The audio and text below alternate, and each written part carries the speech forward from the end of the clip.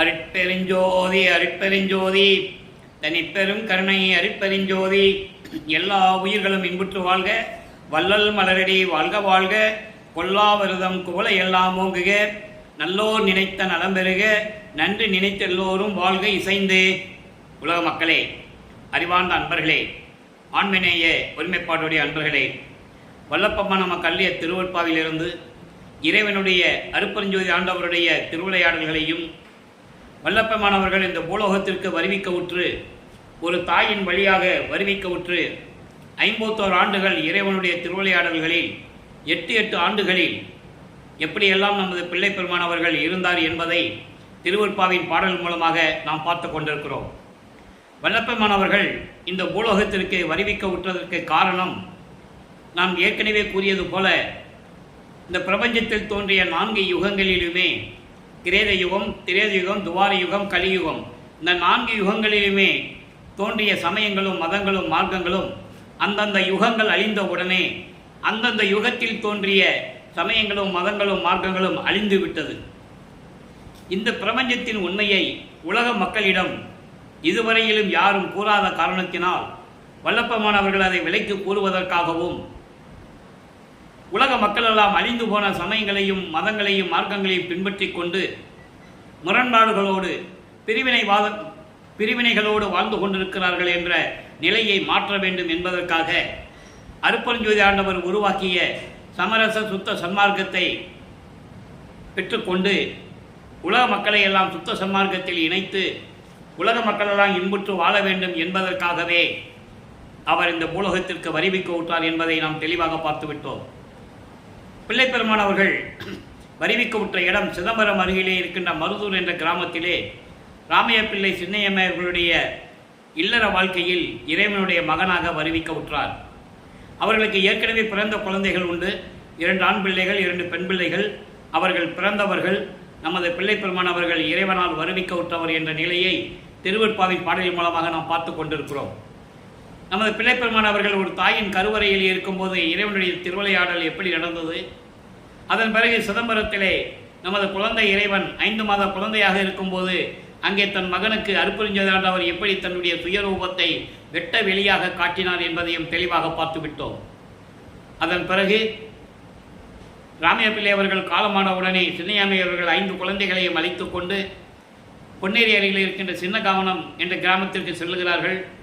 சில காரணங்களால் அங்கே இருக்க முடியவில்லை, சென்னையிலே வந்து குடியேறுகிறார்கள். இதுதான் முன்னுரை. நமது குழந்தை இறைவன் வளர்ந்து கொண்டிருக்கிறார். அவருக்கு உலகியலிலே அவர்கள் வைத்த பெயர் ராமலிங்கம் என்று பெயர் வைத்தார்கள். ஆனால் அருட்பெருஞ்சோதி ஆண்டவர் தன் மகனுக்கு செல்வப்பிள்ளை என்று பெயரிட்டார். அதனால்தான் நான் பிள்ளை பெருமான் என்று கூறுவதுண்டு. ஆக இந்த நிலைகளெல்லாம் இருக்கும்போது நமது குழந்தை இறைவனை பள்ளியில் சேர்க்க வேண்டிய வயது வந்துவிட்டது. பள்ளியிலே கொண்டு போய் சேர்க்கிறார்கள். படிக்க முடியாது என்று சொல்லி வந்துவிட்டார். அவர் படிக்க முடியாது என்று சொல்லி வந்துவிட்டதற்கு காரணம் இறைவனுடைய திருவிளையாடல் தான் நடந்தது என்பதை நாம் ஏற்கனவே பாடலின் மூலமாக பார்த்துவிட்டோம். அருட்பெருஞ்சோதி ஆண்டவர் தனது மகன் இந்த உலகியலிலே எந்த ஆசிரியரிடமும் சந்தை படிப்பை படிக்கக்கூடாது, யாரையும் குருவாக ஏற்றுக்கொள்ளக்கூடாது, இந்த சமயங்களும் மதங்களும் மார்க்கங்களும் பூசிய ஆடைகளை எல்லாம் அணியக்கூடாது என்ற நிலையில் தன் மகனை திருவிளையாடல் செய்து கொண்டிருக்கிறார் என்ற நிலையை நீங்கள் புரிந்து கொள்ள வேண்டும். அப்போ பள்ளியில் படிக்க முடியாதுன்னு வந்துட்டார். அதோடு அவருக்கு 8 வருடங்கள் முடிந்து விட்டது. இந்த பூலோகத்தில் ஒரு தாயின் வழியாக வருவிக்க உற்று 8 ஆண்டுகள் முடிஞ்சிருச்சு. 9வது ஆண்டு தொடக்கத்தில் அருட்பெருஞ்சோதி ஆண்டவர் தன் மகன் முன் எழுந்தருளி, மகனே, நீ என் மகன், என் குலத்தின் மூத்த மகன், என்னால் நீ வருவிக்க உற்றவன், உன்னால் சில காரியங்கள் எல்லாம் இந்த பூலோகத்தில் நடக்க வேண்டியது இருக்கிறது. அதற்கு முன்பருவம் பின்பருவம் காட்டி உனக்கு அருள் செய்வேன் என்று கூறி ஞானத்தை பெற்றுக்கொள் மகனே என்று கூறி மறைந்து விடுகிறார். அதன் பிறகு நமது பிள்ளை பெருமானவருக்கு ஒரு மறைப்பு நிலை ஏற்படுகிறது. மறைப்பு நிலை, மறப்பு நிலை, 2 நிலையும். அதாவது அதுக்கு பிறகு அந்த பிரபஞ்சத்தின் உண்மைகள்லாம் அவருக்கு தெரியாது. இறைவன் சொன்ன அந்த உண்மைகளெல்லாம் தெரியாது. இப்போது சைவ குலத்தில் இந்த வருவிக்க உற்றதனால் சைவ சமயத்தின் தலைவனாகிய சிவபெருமானை ஏற்றுக்கொண்டு சிவபெருமானை எப்படி வழிபடுகிறார் என்பதை தான் பார்த்து கொண்டிருக்கிறோம். 1824 ஆண்டிலிருந்து 1840 ஆண்டுகள் வரை இந்த 16 ஆண்டுகளில் அவர் சிவபெருமானை எப்படி வழிபட்டார், சமயங்களில் கூறப்பட்ட நெறிமுறைகளை எப்படி பின்பற்றி கொண்டிருந்தார் என்பதை பார்த்து கொண்டிருக்கிறோம். இதுவரையிலும் 1ஆம் திருமுறை உருவான காலகட்டங்களில் திருவருள் முறையீடு, வடிவுடை மாணிக்கமலை பதியங்களை நாம் ஏற்கனவே அருட்பெருஞ்சோதி ஆண்டவருடைய திருவிளையாடல் என்ற பதிவுகளிலே நாம் பார்த்து விட்டோம். 400 பதிவுகள் நாம் ஏற்கனவே பதிவு செய்திருக்கிறோம் இறைவனுடைய திருவிளையாடல்களை. இப்போ சிவனேச வெண்பா என்ற பதிகத்திலிருந்து பாடலுடைய விளக்கங்களை பார்த்து கொண்டிருக்கிறோம். மொத்தம் 100 பாடல்கள். இதுவரை 67 பாடலுடைய விளக்கங்களை நாம் பார்த்திருக்கிறோம். இன்று 68வது பாடல். நல்லா கவனிக்கணும். இப்போ பிள்ளைப்பெருமானவர்கள் 9வது ஆண்டிலிருந்து 12 ஆண்டுகளுக்குள் என்ன நடந்தது என்ற நிலையை இப்போ நம்ம 1ஆம் திருமுறையிலிருந்து பார்க்க போகிறோம்.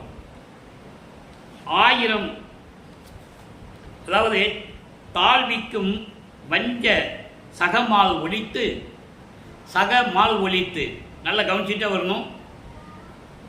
தாழ்விக்கும் வஞ்ச சகமால் ஒழித்து என்னை வாழ்விக்கும் நல்ல மருந்து என்போ, வீழ்விக்கும் இங்கு ஆன மாயை இகந்தோருக்கு அருள்வோய் நின் பாங்கான செம்பொற்பதம். இது பாடல். சிவபெருமானை எப்படி வழிபடுகிறார், சிவபெருமானிடம் எப்படி விண்ணப்பம் வைக்கிறார், உன்னாலே வருவிக்க உற்ற பிறகு என்னுடைய நிலை எப்படிப்பட்டது என்பதை அவர் இந்த பாடலிலே கூறியிருக்கிறார். நல்லா கவனிக்கணும். தாழ்விக்கும் வஞ்ச சகமால் ஒழித்து, தாழ்விக்கும் என்பது தன்னை சூழ்ந்த, உன்னாலே வருவிக்க உற்று இந்த பூலோகத்திலே நான் யார் என்ற தெரியாத நிலையில் இருக்கும்போது என் முன் தோன்றி எனது மகன் நீ, உன்னுடைய மகன் என்று நீ எனக்கு தெரிவித்த பிறகு என்னை சூழ்ந்த இந்த உலகியலில் என்னை சூழ்ந்த வஞ்சகங்கள், துன்பங்களை உடைய சகமால் ஒழித்து. சகமால் ஒழித்து என்பது எல்லா மால் என்பது மால், அதாவது மலங்கள். சகமால் என்பது ஆணவம், கண்மம், மாயை. அதை திருவடி புகழ்ச்சியை வளர்ப்பமான் கூறியிருப்பார்கள். சகலர், விஞ்ஞான கலர், பிரளயாகலர் என்று சொல்லுவார். சகலர் என்பது 3 மலங்களை சூழ்ந்தவர்கள், ஆணவம், கண்மம், மாயை. விஞ்ஞான கலர் என்பது ஆணவம் மட்டும் இருக்கும், கண்மமும் மாயை இருக்காது. பிரளயாகலர் என்பது கண்மம் மட்டும் இருக்கும், ஆணவமும் மாயமும் இருக்காது. ஆக சகமால் என்பது அனைத்து மலங்களையும் நீக்கி என்னை வாழ்விக்கும் நல்ல மருந்து என்று உன்னை நான் சொல்லுவதா? இந்த உலகையிலே என்னை சூழ்ந்த துன்பங்களும் துயரங்களும், இந்த மலங்களும் என்னை சூழ்ந்து என்னை வாட்டி கொண்டிருக்கிறது. இதையெல்லாம் நீக்கி என்னை வாழ வைக்கக்கூடிய நல்ல மருந்து, மருந்து என்பது இறைவன், நல்ல இறைவன் என்று உன்னை நான் சொல்லுவதா? இல்லை என்றால் துன்பங்களையும் துயரங்களையும் இந்த மலங்களையும் நீக்கியவர்கள், அவர்களுக்கு அருளக்கூடிய இறைவன் என்று உன்னை நான் சொல்லுவதா? இதெல்லாம் எப்படி நிகழ்ந்தது? உன்னுடைய திருவடிகளின் செயல், உன்னுடைய அருளுடைய திருவடிகளின் செயலால் இது நடந்து கொண்டிருக்கிறது. உன்னை நான் எப்படி ஏற்றுக்கொள்வது? என்னை வருவிக்க செய்துவிட்டு முன்புருவம் பின்புருவம் காட்டி அருள் செய்வேன் என்று கூறிவிட்டு மறைந்து விட்டாய். எப்பொழுது நீ எனக்கு அருளை கொடுப்பாய் என்ற நிலையில் இந்த பாடலை நமக்கு அருளியிருக்கிறார்கள். இப்போ 12 ஆண்டுகளுக்கு பிறகு 13வது ஆண்டு தொடக்கத்தில் நமது பிள்ளைப்பெருமான் அவர்கள் குடியிருந்த பகுதியிலிருந்து, ஏழுகணர் பகுதியிலிருந்து, இப்போ அந்த இடத்துக்கு பேர் வள்ளலார் நகர்னு பேர், அங்கிருந்து திருவொற்றியூருக்கு தியாகராஜ பெருமானை வழிபடுவதற்காக செல்ல வேண்டும். மனம் தூண்டி விடுகிறது, மனம் அங்கே சொல்லுகிறது. மனம் சொல்லுகிறது என்று சொல்வதை விட இறைவனுடைய திருவிளையாடல் நடக்குதுங்க. மனதை தூண்டி விடுகிறார் அருட்பெருஞ்சோதி ஆண்டவர். எனது மகனை திருவொற்றியூருக்கு அழைத்து செல் என்று சொல்லுகிறார். அந்த நிலையில் நமது குழந்தை இறைவன் 13வது ஆண்டில் கால் வலிக்க நடந்து செல்லுகிறார். இறைவனிடந்து எப்படியாவது அருளை பெற வேண்டும் என்ற நோக்கத்தில் அங்கே செல்லுகிறார்.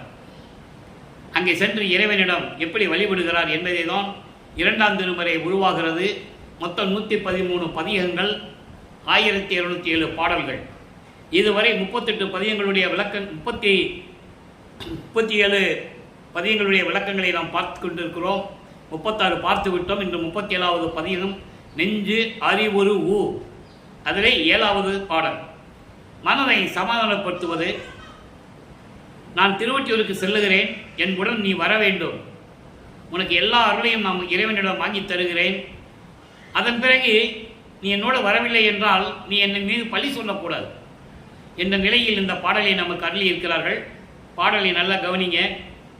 கூறும் ஒரு கணத்து ஊறும் நினைவு கோடி கோடியாய் கொண்டதை மறந்து, மனதிடம் சொல்லுகிறார், கொண்டதை மறந்து மாறு மாறு மாயையால் மயங்கிய மனனே, மனனே என்பது மனம், வருதி அன்று எனில் நிற்றி இவ்வளவில் ஆறு மேவிய வேணி எம்பெருமான் அமர்ந்த ஒற்றியூர் ஆலயம், அதன்பால் ஈரில் இன்புற செல்கின்றேன், உனக்கும் இயம்பினேன் பழி இல்லை என் மீதே. இது பாடல். இந்த பாடலை விளக்கம் பாருங்க. மனமே, ஒரு நொடியில் நினைவில் வரும் கோடி கோடியான நல்ல எண்ணங்களை மறந்து மாறுபாடு உள்ள நிலையில் மாயையில் மயங்கும் மனமே, நீ என்னுடன் வரவில்லை என்றால் இந்த அளவில் நீ இருந்திருக்க முடியாது. நான் உன்னை கூப்பிடுறேன் திருவொற்றியூருக்கு, நீ என் கூட வரணும். நீ என் கூட வரலைன்னா உன்னுடைய நிலை என்னவாகும் என்பதை நீ நினைத்து பார்க்க வேண்டும். எவ்வளவு எண்ணங்கள், நல்ல எண்ணங்கள்லாம் உள்ளத்தில் தோன்றும். அதையெல்லாம் மறந்துவிட்டு வேறு வேறு எண்ணங்களை நினைத்து கொண்டு நீ அலைந்து கொண்டிருக்கிறாய். அந்த நிலை உனக்கு தேவையில்லை. நாம் இறைவனை பார்க்க சொல்லுகிறோம், நீ என்னுடன் வா. உன்னிடம் சொல்லிவிட்டேன், நீ என்னுடன் வர வேண்டும். வரவில்லை என்றால் என் மீது நீ பழி சொல்லாதே. எப்படிப்பட்ட இறைவன்? ஆறு மேவிய வேணி எம்பெருமான், சடையிலே கங்கையை சூடிய சிவபெருமான். ஆறு என்பது கங்கை, வேணி என்பது சடை. சடையிலே கங்கையை சூடிய எம்பெருமான் இருக்கின்ற திருவொற்றியூர் கோயிலுக்கு சென்று இறைவனிடம் வேண்டி எனக்கு இன்பத்தை கொடுக்க வேண்டும், நான் பேரின்பமாக வாழ வேண்டும் என்று சொல்லுவதற்காக நான் அங்கே செல்லுகிறேன். நீயும் என்னுடன் வா, உன்னிடமும் சொல்லிவிட்டேன், நீ என்னுடன் வர வேண்டும். வரவிட்டால், அப்படி நீ வரவிட்டால், வர மறுத்தால் பழி என் மீது இல்லை என்ற நிலையில் இந்த பாடலை நமக்கு அருளி இருக்கிறார்கள். இப்போ 16 ஆண்டுகளுக்குள் என்ன நிலை ஏற்பட்டு கொண்டிருக்கிறது என்ற நிலையை இப்போ நம்ம பார்த்துக்கிட்டு இருக்கோம். திருவொற்றியூரில் எந்த விதமான அருள் கிடைக்கவில்லை என்ற காரணத்தினால் திருமுல்ல வாயில் சொல்லுகிறார். திருமுல்ல வாயிலை சென்று அங்கே மாசிலாமணி, அங்கே இருக்கின்ற சிவபெருமன் பெயர் மாசிலாமணி. மாசிலாமணி மாசிலாமணி என்று மனம் உருகி பாடுவார். என்னை இந்த பூலோகத்துக்கு வருவிக்க செய்துவிட்டு உன்னை தேடி உனது மகன் கால் வலிக்க நடந்து வந்திருக்கிறேன். என்ன மகனே, எப்படி இருக்கிறாய் என்று கேட்காமல் ஊமை போல இருந்து கொண்டிருக்கிறாயே, இது உன் அருளுக்கு அழகா? இதுதான் நீ மகனிடம் காட்டுகின்ற பாசமா, அன்பா என்றெல்லாம் கேட்பார். எந்த விதமான பலனும் இல்லை. அதன் பிறகு எனக்கு சொல்லிட்டு வந்துடுவார், இனிமேல் நான் திருமுல்ல வாயிலுக்கு வரமாட்டேன்னு. அதுக்கப்புறம் திருவள்ளுவேத்தாயத்துக்கு போவார். அங்கேயும் இறைவனை வேண்டுவார். அங்கேயாவது போய் அருளை வாங்கிடலாமே என்ற நிலையில் அங்கேயும் போவார். அங்கேயும் எந்த விதமான நிலை ஏற்படாது, அருள் கிடைக்காது. அங்கதான் சொல்லுவார், பெற்ற மகனை தெருவில் விட்டு விட்டானே என்று உன் மீது பழி வருமே, இழிச்சொல் வருமே, அது வரக்கூடாது என்பதற்காகத்தான் உன்னிடம் வேண்டுகிறேன். நான் துன்பங்களையும் துயரங்களையும் அனுபவிப்பதில் எனக்கு எந்த விதமான ஆட்சேபனை இல்லை. எனவே விரைவில் வந்து எனக்கு அருள வேண்டும் என்றெல்லாம் கூறுவார். இந்த நிலை தொடர்ந்து கொண்டிருக்கிறது. 16 ஆண்டுகள் வரையிலும் இந்த பூலோகத்திற்கு வருவிக்க உற்று 16 ஆண்டுகள் வரையிலும் இந்த நிலையில் நமது பிள்ளை பெருமானவர்கள் இருந்து கொண்டிருக்கிறார்கள். சரி, இப்போ 16 ஆண்டுகள் வரைக்கும் இருக்கிறாரு. இப்போ நம்ம ஒவ்வொரு 8 ஆண்டுகளையும் நம்ம பார்த்துக்கிட்டு இருக்கோம். அருப்பஞ்சாண்டவர் 1/1/1823 ஆண்டு திருவிளையாடல் தொடங்குது அவரது. இந்த உண்மையெல்லாம் திருவொற்பாவில் இருக்கிறது. நான் ஏற்கனவே கூறியது போல அன்பர்களே, இது கதை அல்ல, கற்பனை அல்ல. திருவொற்பாவில் இருக்கின்ற உண்மைகளை, பிரபஞ்சத்தின் உண்மைகளை என்னை ஆண்டு கொண்ட எனது தந்தை வல்லப்பமானவர்கள் அழிய விளக்கத்தினால் உங்களிடம் நான் அந்த விளக்கங்களை கூறிக்கொண்டிருக்கிறேன். அப்போது தோன்றிய திருவிளையாடல் 30/1/1874 இரவு 12 மணி வரையிலும் நடக்குது. சரியாக 51 ஆண்டுகள் திருவிளையாடல் நடக்குது. அதை 8 8 பிரிக்கிறார் அருப்பெருஞ்சாண்டவர். 6 48. ஒவ்வொரு 8 ஆண்டுகளிலும் தன் மகனுக்கு எப்படி அருளை கொடுத்து கொண்டிருக்கிறார் என்பதை தான் திருவருட்பாவின் பாடல்கள் மூலமாக நாம் விளக்கமாக பார்த்து கொண்டிருக்கிறோம். முதல் 8 ஆண்டுகளில் எதுவுமே இல்லை. பள்ளிக்கூடத்தில் சேர்க்குறாங்க, வர முடியாதுன்றாரு. அந்த வீட்டில் ஒரு குழந்தை பள்ளிக்கூடத்துக்கு போகலைன்னா எவ்வளவு பிரச்சனைகள் வரும், எவ்வளவு அந்த பிரச்சனையில் அந்த குழந்தை சந்திக்க வேண்டியது இருக்குன்றதெல்லாம் நம்ம பார்த்துட்டோம். 9வது ஆண்டில் தொடக்கத்தில் 16 ஆண்டுகளுக்குள் 2வது 8 என்ன நடந்தது என்பதை இப்போ பாடல் மூலமாக பார்த்துட்டு இருக்கோம். சரி, இப்போ அந்த நிலையில் இருக்கிறார். இப்போ சுத்த சன்மார்க்கத்தை பெற்ற பிறகு சென்னையிலே 33 ஆண்டுகள் இருந்து கொண்டிருக்கிறார். 3வது 8 அதாவது 24வது ஆண்டில் சிவபெருமான் எப்படி இவரை பார்த்து தெருவழியாக ஓடினார், இவர் பின்னாலேயே ஓடியும் பிடிக்க முடியல என்ற நிலைகளெல்லாம் நம்ம ஏற்கனவே பார்த்துருக்கிறோம். இன்னும் சில விளக்கங்கள் அதை தர வேண்டியிருக்கிறது.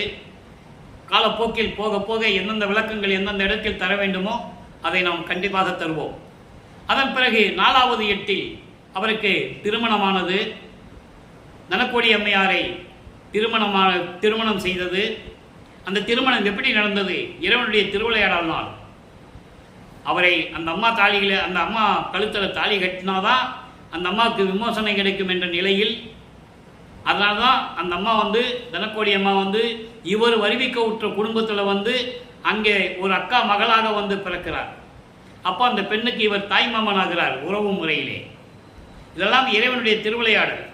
அது ஏற்கனவே பாடல் மூலமாக நாம் பார்த்து விட்டோம். அப்போ இந்த 4 8கள் முடிந்தவுடனே 5வது 8 வரும்போது 8 40 இவர் சுத்த சன்மார்க்கத்தை பெற்ற பிறகு அவருடைய நிலை என்ன என்பதை 6ஆம் திருமுறையிலிருந்து பார்த்து கொண்டிருக்கிறோம்.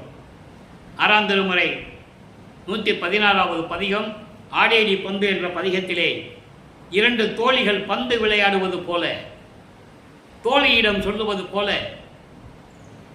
உருவகப்படுத்தி, மனதை தோழியாக உருவகப்படுத்தி தோழியிடம் சொல்லுவது போல, மனதிடம் சொல்லுவது போல உலக மக்களுக்கு சொல்லுகிறார்.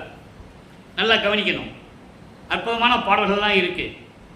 அவர் சமயங்களையும் மதங்களையும் மார்க்கங்களையும் கடந்த இறைவன் அருட்பெருஞ்சோதி ஆண்டவரால் வருவிக்க உற்ற மகன் என்ற நிலையை உலக மக்களுக்கு தெரியப்படுத்த வேண்டும். சமயங்களும் மதங்களும் மார்க்கங்களுக்கு சொல்லப்பட்ட நெறிமுறைகள் உலக மக்களுக்கு பயனற்றவை என்று சொல்ல வேண்டும். அதில் ஈடுபட்டு கொண்டிருந்தால் சமயங்கள் என்பது சைவம், வைஷ்ணவம், கௌபாரம், சௌரம், கணபத்தியம், சாதகம் என்ற போன்ற நிறைய சமயங்கள் இருக்கின்றன. மதங்கள் ஏற்கனவே நீங்கள்லாம் கேள்விப்பட்டிருப்பீங்க. சமணம், பௌத்தம், யூத மதம், கிறிஸ்தவ மதம், இஸ்லாமிய மதம், இந்து மதம் போன்ற மதங்கள் நிறைய இருக்கின்றன. மார்க்கங்கள் உண்டு. கலங்க மார்க்கம், திராவக மார்க்கம், நவநீத மார்க்கம், பஸ்ம மார்க்கம், இதெல்லாம் அந்தந்த யுகத்தில் தோன்றிய மார்க்கங்கள்லாம் அழிஞ்சிருச்சு. அதன் பிறகு கலியுகத்தில் தோன்றிய தசா மார்க்கம், சர்புத்திர மார்க்கம், சக மார்க்கம், சமய மார்க்கம் போன்ற மார்க்கங்களைச் சேர்ந்த சமயக்குறவர்களை கூறுவார். திருநாவுக்கரசர், திருஞான சம்பந்தர், சுந்தரன், மாணிக்கவாசகர், வாதவூரான் அவருடைய நிலையை எப்படி இருந்தது என்றெல்லாம் கூறுவார். அந்த மார்க்கங்களுடைய நிலைகள் எல்லாம் ஆயுள் காலம் முடிந்து விட்டது. அந்தந்த காலகட்டங்களில் கர்ம சித்தி, யோக சித்தியிலே கூறப்பட்ட அந்த நிலைகள் எல்லாம் மறைந்து விட்டது. சுத்த சன்மார்க்கம் ஞான சித்தியை பெறக்கூடிய ஒரு நிலை என்பதை அருட்பெருஞ்சோதி அகவலிலே நாம் ஏற்கனவே பார்த்திருக்கிறோம்.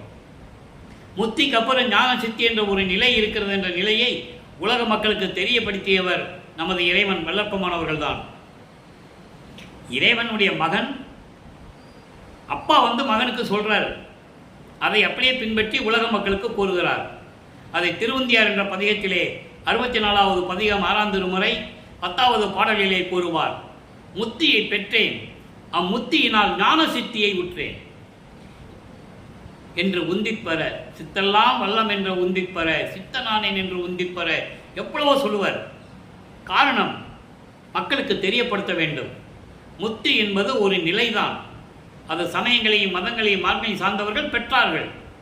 எத்தனையோ ரிஷிகள், முனிவர்கள் முத்தி அடைந்தார்கள், ஜீவ சமாதி அடைந்தார்கள், தங்களுடைய உருவத்தை மறைத்து கொண்டு சென்றார்கள். அதெல்லாம் ஒரு நிலை. அது 12 நிலைகளுக்குள் இருந்தது. சரியை, கிரியை, யோகம் என்ற 12 நிலைகளுக்குள் இருந்தது. 13வது நிலையில் இருந்துதான் ஞான சரியை ஆரம்பமாகிறது. மரணமில்லா பெருவாழ்வு. ஞான சரியை, ஞான கிரியை, ஞானத்தில் யோகம், ஞானத்தில் ஞானம். இந்த ஞானத்தில் ஞானம்தான் கடவுள் நிலை அறிந்து அம்மயமாக கூடிய என்ற ஒரு நிலையை நாம் இப்போது இந்த பாடலிலே பார்க்க போகிறோம். சுத்த சன்மார்க்கத்தை பெற்றுக்கொண்டால், சுத்த சன்மார்க்கத்தில் இருந்து இறைவனை வணங்கினால் நம்முடைய நிலை எப்படியெல்லாம் இருக்கும் என்பதை தான் இரண்டு தோழிகள், அதாவது விளையாடுவது போல, இரண்டு தோழிகள் பேசிக்கொள்ளுவது போல உலக மக்களுக்கு சொல்லுகிறார். நல்லா கவனிக்கணும். துஞ்சாத நிலை ஒன்று சுத்த சன்மார்க்க சூழலில் உண்டு.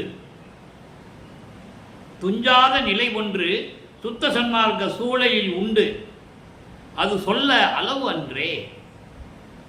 முதல்ல பாடலை படித்துருவோம். முதல்ல பாடலை படிச்சுட்டு அப்புறம் விளக்கம். எஞ்சாத அருளாலே யான் பெற்றுக்கொண்டேன், இறந்தாரை எல்லாம் எழுப்புதல் வல்லேன். விஞ்சாதே அறிவாலே தோழி நீ இங்கே வேது செய்யும் மரணத்திற்கு எது செய்வோம் என்று அஞ்சாமல் என்னோடி ஆடேடி பந்து, அருப்பெருஞ்சோதி கண்டு ஆடேடி பந்து. துஞ்சாத நிலை ஒன்று. துஞ்சாத நிலை என்பது சாகாத ஒரு நிலை, அதுதான் மரணமில்லா பெருவாழ்வு. அது எங்க இருக்குது? சுத்த சன்மார்க்க சூழலில் உண்டு, சுத்த சன்மார்க்க நெறியில் உண்டு. சுத்த சன்மார்க்கத்தில் இருந்தால் நமக்கு மரணமில்லா பெருவாழ்வு உண்டு. அது சொல்ல அளவென்றே. அது எப்படி சொல்ல முடியாது, சொல்லுவதற்கு அரிது, செப்புவதற்கு அரிது என்று கூறுவார் சில இடங்களிலே. அப்படிப்பட்டு சொல்லுவதற்கு அரிய நிலையில் இருக்கின்ற சுத்த சன்மார்க்க நெறிகளில், சுத்த சன்மார்க்க சூழலில் சாகாத நிலை ஒன்று உண்டு, மரணமில்லா பெருவாழ்வு உண்டு. எஞ்சாத அருளாலே யான் பெற்றுக்கொண்டேன், எந்த விதமான குறை இல்லாமல் பரிபூர்ணமாக நான் பெற்றுக்கொண்டேன். உலக மக்களுக்கு சொல்றார். எப்படிப்பட்ட இறைவன் வளரார்? அழப்பமானவர்கள் இந்த பூலோகத்திற்கு வருவிக்க விட்டு 203 ஆண்டுகள் முடிவடைந்த நிலையிலும் கூட அவரை ஒரு சாதாரண மனிதனாக பிறந்தார் என்றும், துறவி என்றும், ஞானி என்றும், வசனகர்த்தா என்றும், நூலாசிரியர் என்றும் சொன்னார்களே தவிர இறைவனுடைய மகன் என்று யார் சொன்னது? நினைச்சு பாருங்க. அப்போ சுத்த சன்மார்க்க நிலையிலே, அந்த சூழலிலே மரணமில்லா பெருவாள் என்று ஒரு நிலை உண்டு. அதை நான் பரிபூர்ணமாக எந்த விதமான தடை இல்லாமல், குறை இல்லாமல் நான் பெற்றுக்கொண்டேன். இறந்தாரை எல்லாம் எழுப்புதல் வல்லேன். இறந்தவர்களை எல்லாம் எழுப்புவதில் நான் வலிமை பெற்றவன். இறந்தவர்களை யார் எழுப்ப முடியும்? இறந்தவர்கள் என்பதை இங்கே நீங்கள் நன்றாக கவனிக்க வேண்டும். இறைவன் கொடுத்த விளக்கம் இது. அது அப்படியே விளக்கங்களை நான் 5 வருடங்களாக சொல்லிக் கொண்டிருக்கிறேன். இறந்தவர்கள் என்பது சுத்த சன்மார்க்கத்தை தெரியாமல் மரணமடைந்தவர்கள். இறந்தவர்களை எழுப்புவது என்பது பிணங்களை எழுப்புவதல்ல. இறந்தவர்கள் என்பது சுத்த சன்மார்க்கத்தை தெரியாமல் இறந்து போனவர்கள். செத்தவர்கள் என்பது சுத்த சன்மார்க்கத்தை பற்றி தெரிந்தும் அதை பின்பற்றாதவர்கள்.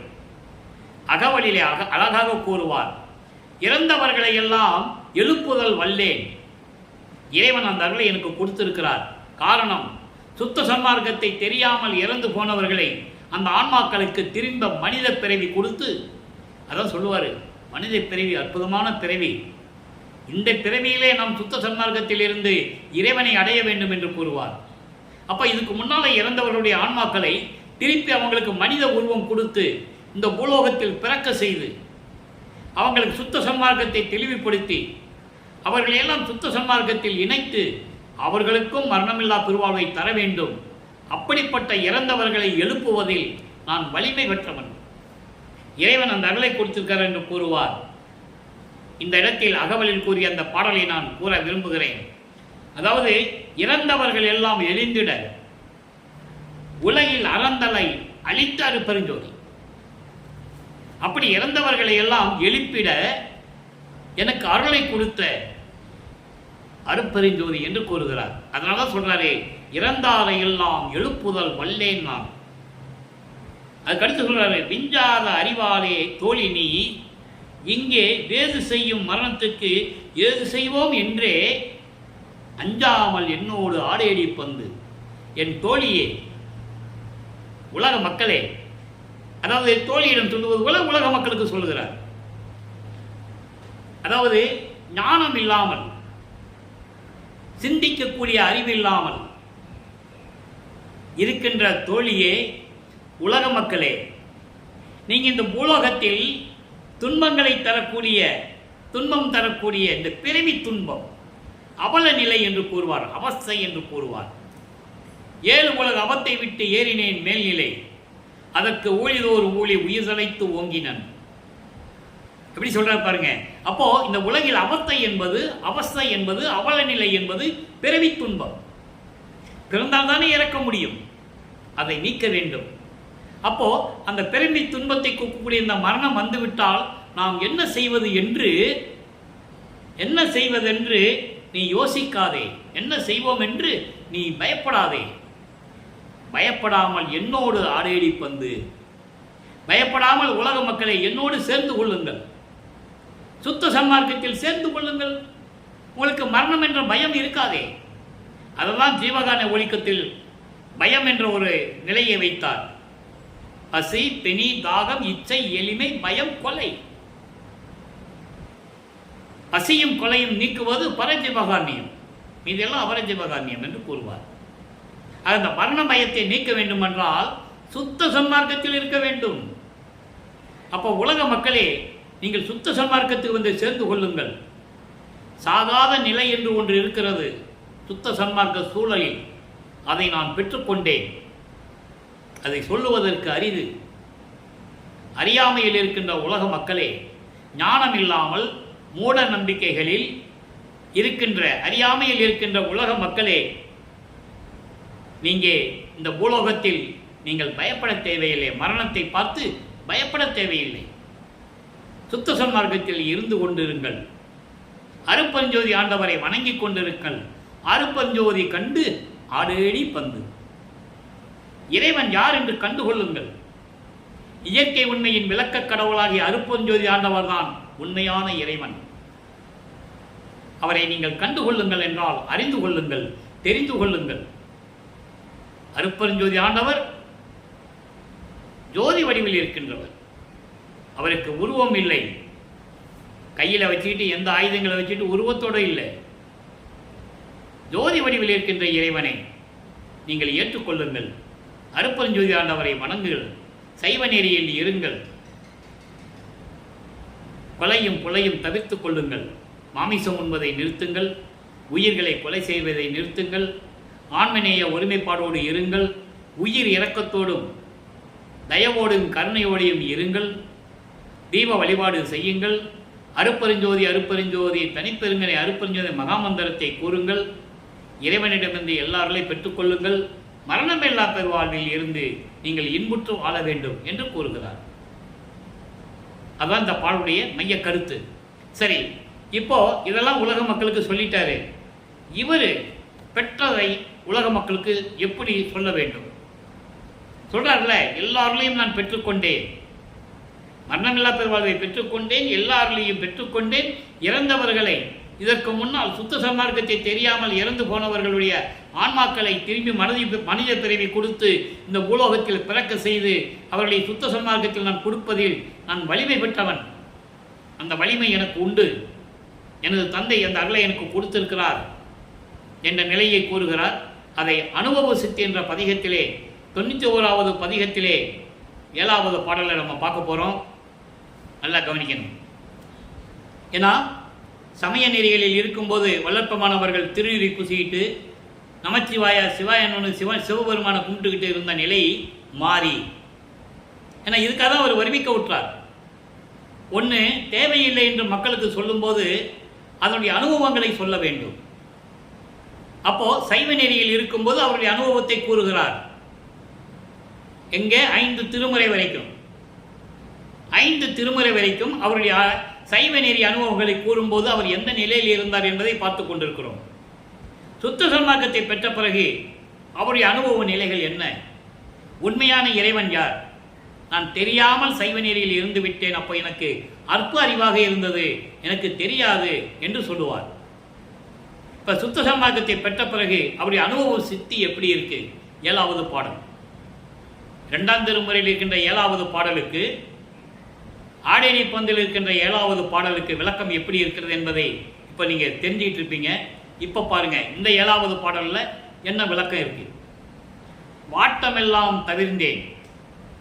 அதாவது முதல்ல பாடலை படிச்சிடுறேன். வாட்டமெல்லாம் தவிர்ந்தேன், அருள் பேரொளி வாய்க்க பெற்றேன், கூட்டமெல்லாம் புகழ் அம்பலவானரை கூட பெற்றேன், தேட்டமெல்லாம் வல்ல சித்தி பெற்றேன். அதை தான் இங்கே சொல்றாரு. இறந்தவர்களை எழுப்புவது, செத்தவர்களை எழுப்புவது. சித்தி பெற்றேன், இச்செகத்தலத்தே ஆட்டமெல்லாம் விளையாடுகின்றேன். அந்த வரி அண்டர்லைன், முக்கியமான வரி. இச்செகத்தலத்தே ஆட்டமெல்லாம் விளையாடுகின்றேன். எனக்கு யார் சரி, எனக்கு யார் நிகராக இருக்கிறார்கள் என்று கூறுகிறார். இந்த பாடலுடைய விளக்கம் பாருங்க. வல்லப்பெருமான் யாருன்னு உங்களுக்கு தெரியும். இதுவரைக்கும் நீங்கள் வல்லப்பெருமானையே கேள்விப்பட்டதெல்லாம் எப்படி கேள்விப்பட்டீர்கள்? மருதூர் கிராமத்தில் ராமையா பிள்ளைக்கு சின்னையம்மையா இருக்கும். அதாவது 6வது மனைவிக்கும் 5வது பிள்ளையாக பிறந்தார். அப்புறம் போனார், சிதம்பரத்தை கூட்டு போனாங்க, பேர் வச்சாங்க. அதெல்லாம் உலகில் இருக்கின்ற விளக்கம். அங்கெல்லாம் பேர் வைக்கல, எல்லாமே மறைத்து மறைத்து கூறினார்கள். பேர் வச்சது பெண்ணலூரில் ராமலிங்கேஸ்வரர் கோயிலில் அவங்க குலதெய்வத்தில் வச்சு மொட்டை அடித்து காது குத்தி கற்காலெலாம் போட்டாங்க. அதை நான் கழட்ட மாட்டேன்னு அங்கேயும் சொல்லிட்டார். அப்போ அந்த சின்ன வயசுலேயே சொல்கிறாரு, நான் கழட்ட மாட்டேன்னு. அப்புறம் அந்த கடுக்கான கழட்டினது யார்? அருப்புரிஞ்சாண்டவர் திருட இடத்துல வந்து கலட்டினது. இந்த நிலைகள் எல்லாம் உலகில் சொன்ன விளக்கத்திலாம் வேற. அதை அவங்க கொஞ்சம் சேர்த்துக்கிட்டு கற்பனையாகவும் கொஞ்சம் நகைச்சுவையாகவும் அப்படியெல்லாம் சேர்த்து சொன்னாங்க. அதெல்லாம் உண்மையல்ல. பாடலில், திருவருட்பா பாடலில் தன்னுடைய நிலையை வல்லப்பெருமான் எப்படி கூறியிருக்கிறாரோ அதுதான் உண்மை. இது யாரும் மறைக்க முடியாது, மறுக்கவும் முடியாது. அப்ப சொல்றாரு, தேட்டமெல்லாம் வல்ல சித்தி பெற்றேன், இச்செகத்தலத்தை ஆட்டமெல்லாம் விளையாடுகின்றேன். அவர் என்ன துறவியா, சாதாரண மனிதனா? பிரபஞ்சத்தை இயக்கிட்டு இருக்கேன்னு சொல்றாரு. நான் தான் அருளாட்சி செய்கிறேன் என்று சொல்றாரு. அதுக்காக நிறைய விளக்கங்கள் இருக்கு. பிரம்மன், திருமால், ருத்திரன், மகேஸ்வரன், சதாசிவம் 5 தொழிலை செய்து கொண்டவர்களுடைய ஆட்சி காலம் முடிந்து விட்டது. எப்போ? கலியுகத்தோட முடிந்து விட்டது. 30/1/1874 இரவு 12 முடிஞ்சு போச்சு அவங்க ஆட்சியெல்லாம். அதான் சொல்றாரு, இச்செகத்தலத்தை ஆட்டமெல்லாம் விளையாடுகின்றேன்.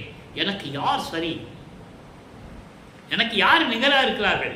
பிரம்மன், திருமால், ருத்திரன் போன்றவர்கள் என்னை வணங்குகிறார்கள். லட்சுமி, சரஸ்வதி போன்ற தேவதைகள் என்னை வந்து வணங்குகிறார்கள். எல்லாம் பாடல் உண்டு, யாரும் மறுக்க முடியாது, எதிர்த்து பேச விட முடியாது. அவ்வளவு பாடல்கள் திருவருட்பாவிலே இருக்கிறது. என்னால் தர முடியும், விளக்கங்களை எல்லாம் தர முடியும். இறைவன் கொடுத்த விளக்கம், தயவும் கருணையும் காட்டி அவ்வளவு விளக்கங்களை எனக்கு கொடுத்திருக்கிறார். அப்ப யார் இறைவன்? பிரம்மன், திருமால், ருத்திரன்லாம் இவரை வந்து வணங்குகிறார்கள் என்பதை பாடல் உண்டு. அதுக்கு ஒரே ஒரு பாடல் மட்டும் நான் எடுத்துக்காட்ட விரும்புகிறேன். வாலி என்று என்னை அயன்மால் ஆதியோர் வந்து ஆதி அருள் பேர் ஆலி என்று துதித்து ஏத்த புரிந்தாய். அற்புதம் நீடூழி அன்றே என்று சாகா வரமும் எனக்கு அளித்தாய், உவந்தளித்தாய். வாலி மன்றோங்கும் மறுப்பெருஞ்சோதினின் மன்னருளே. நிறைய இடங்களில் அந்த மாதிரி பாடல்கள் எல்லாம் உண்டு. அவங்கெல்லாம் வந்து வல்லப்பெருமானை வணங்கி கொண்டிருக்கிறார்கள். சித்தி வளாகத்திலே இருந்து கொண்டு பிரபஞ்சத்தை இயக்கி கொண்டிருக்கிறார். அப்படிப்பட்ட ஒரு இறைவனை ரூமுக்குள்ளே போனாரு, கதவை சாத்தினாரு, மறைஞ்சு போயிட்டாரு, எங்கேயோ போயிட்டாருன்ட்டாங்க. அதெல்லாம் தவறு. சித்தி வளாகத்தில் இருக்கிறார் மெட்டுக்குப்பத்தில், அங்கே இருந்துட்டு தான் பிரபஞ்சத்தை இயக்குகிறார். அதுக்கான பாடல்கள், ஆதாரங்கள் நிறைய உண்டு திருவருட்பாவில். அவங்க அப்பா கூப்பிடுறாரு, உனக்குன்னு தனி உலகம் இருக்கு, நீ வந்துரு மகனேன்னு. இது என் உலகம், என் மக்கள். என் மக்களை விட்டு நான் கன நிமிஷம் கூட இருக்க மாட்டேன், என் மக்களும் என்னை விட்டு இருக்க மாட்டார்கள். நான் இங்கே இருந்து கொண்டே பிரபஞ்சத்தை இயக்கிக் கொண்டிருக்கிறேன் என்று கூறுவார். பாடல் உண்டு. அதான் இங்கே சொல்றாரு, இச்செகத்தலத்தை ஆட்டமெல்லாம் விளையாடுகின்றேன். எனக்கு யார் சரியாக இருக்கிறார்கள், எனக்கு யார் நிகர் என்று கூறுகிறார்.